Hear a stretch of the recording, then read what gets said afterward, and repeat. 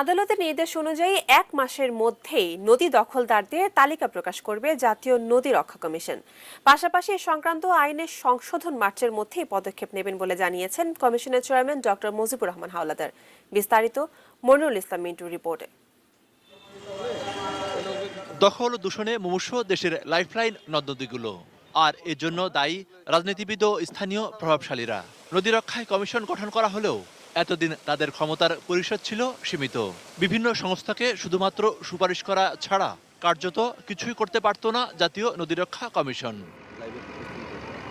তবে এবার উচ্চ আদালত দেশের নদ নদী, খালবিল ও জলাশয় বাঁচাতে জাতীয় নদী রক্ষা কমিশনকে আইনগত অভিভাবক হিসেবে ঘোষণা করেছেন। এই ক্ষমতা পাওয়ার পর এখন নদী রক্ষায় কি ব্যবস্থা নেবে কমিশন?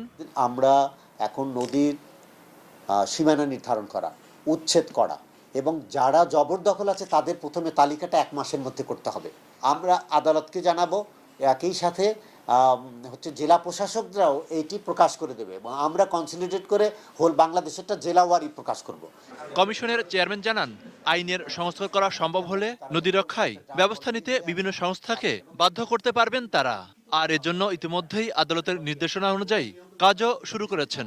মহামান্য হাইকোর্ট বলেছেন 6 মাসের মধ্যে আইনটা, তো আমরা চাইবো যে 1 মাসের মধ্যে এটা পার্লামেন্টে আমরা তুলে দিই।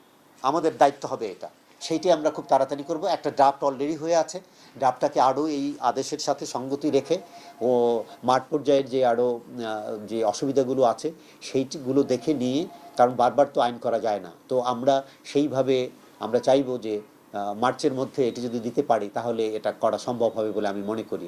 নদ নদীর দখলদাররা নির্বাচনে প্রার্থী হিসেবে অযোগ্য হবেন এবং ব্যাংক ঋণ পাবেন না। আদালতের এমন নির্দেশনাকে কিভাবে দেখছেন নদী রক্ষায় আন্দোলনরত সংগঠনের নেতারা? হাইকোর্ট সঠিকভাবে এটাকে চিহ্নিত করেছেন যে তাদেরকে একটু দুর্বল করতে হলে এই 8টি পৃষ্ঠে ধরতে হবে। আদালত সেভাবে করে এটা ডিকটেট করার মধ্যে দিয়ে বোঝা যাচ্ছে সরকারের অকর্মণ্যতাকে হয়তো আদালত সুনির্দিষ্ট করে আমাদের দেখিয়ে দিচ্ছে। এটি আমার কাছে খুব ভালো লাগেনি, কিন্তু এটি মনে রাখা দরকার, পরপর দুটো আদেশের মাধ্যমে নদীর সত্তাকে স্বীকৃত করা। মনিরুল ইসলাম মিন্টু, 18 নিউজ, ঢাকা।